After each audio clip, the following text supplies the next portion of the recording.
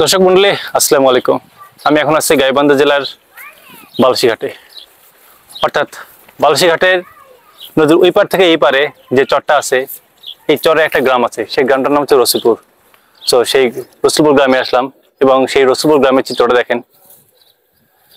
এখানে শুধুমাত্র কয়েকটি ঘর নিয়ে একটা গ্রাম এবং এখানে প্রায় 70 থেকে 80 জনের মতো মানুষ বসবাস করে।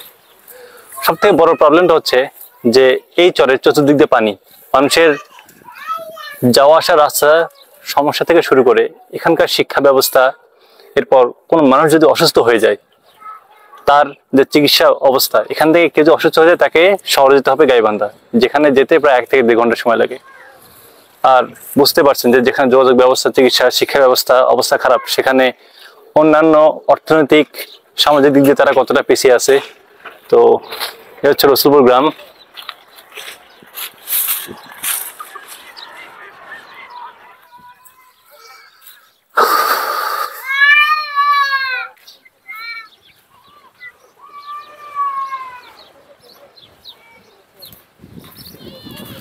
ভালো আছেন? আপনাদের গ্রামে ঘুরতে আসলাম। আপনাদের এখানে চতুর্পাশে যে অবস্থা দেখতেছি, আসলে তো আপনাদের অবস্থা আসলে খুবই খারাপ। এখানে বসবাস আসলে অনেক কষ্ট করতো। আমাদের দেশটা যেভাবে এগিয়ে যাচ্ছে তার মধ্যে মনে করেন গাইবান্ধার মধ্যে একটা জেলা, আমাদের জেলা তো আমরা এমনি পিছিয়ে আছি, তার মধ্যে বালুশিঘাটে আপনারা চর কেমন যেন একটা। আমার এসে আমি তো আজকে প্রথম আসলাম এখানে, দেখে খুবই খারাপ লাগছে যে আসলে আপনাদের এই এত খারাপ ভাবে আপনার জীবনযাপন করে। আপনারা এগুলো আবার কষ্ট নিয়েন না বা মাইন্ড করেন না, কিন্তু কারণ আমরা তো মানুষ, আমরা তো থাকি, আমাদেরও তো একটা দায়িত্ব কর্তব্য আছে অন্য জনের কিছু করার। তাহলে আশেপাশে ঘোরাফেরা করি। আওয়ামী লীগ সরকার যদি থাকতো তাহলে গাইবান্ধার এখন আওয়ামী লীগ সরকার নাই, গাইবান্ধা তাহলে আপনাদের কি হবে? ও আচ্ছা আচ্ছা, প্যানেল ইনশাল্লাহ হবে, সে তো করতে হবে, যে সরকার এটা তো করতে হবে, কারণ এটা তো আমাদের পাস হয়েছে, ইনশাল্লাহ হবে, সমস্যা নাই। এটা হচ্ছে সরকার কিছু করবে, এটা যে সরকার আসবে করতে হবে। এটা আমিও তো গাইবান্ধা জেলার মানুষের জন্য, যে সরকার আসবে না এটা করতে হবে, কারণ এটা মানুষের সুবিধার জন্য। তো আপনারা এটা এই বিষয়ে কোনো টেনশন করবেন না।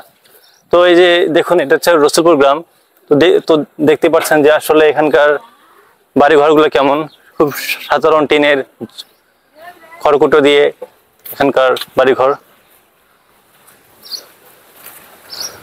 আর এখানকার মানুষের গ্রামের গরু বকরি এগুলো লালন পালন, হাঁসও দেখতেছি। সব মিলিয়ে আসলে কি বলবো। চাচি ভালো আছেন?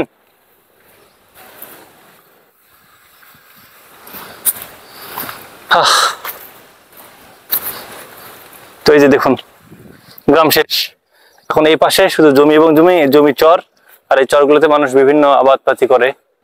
এবং আসলে ভাই এটা খুবই খুবই কষ্টকর। আসলে আমি এখনো যে এরকম একটা জেলার মানুষের অবস্থা কতটা শোচনীয়, সেটা এই গ্রামে না আসলে হয়তো আমি বুঝতে পারতাম না যে আসলে কতটা অবহেলিত একটা আমাদের গ্রাম।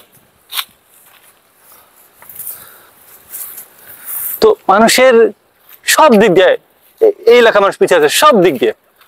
এইদিকে যে সরকারে আসুক তাদের কোনো ভ্রুক্ষেপ নেই, কোন নজর নেই। একটা টানেল হওয়ার কথা, একটা সেতু, এটা অবশ্যই একটা দরকার, নেসেসারি।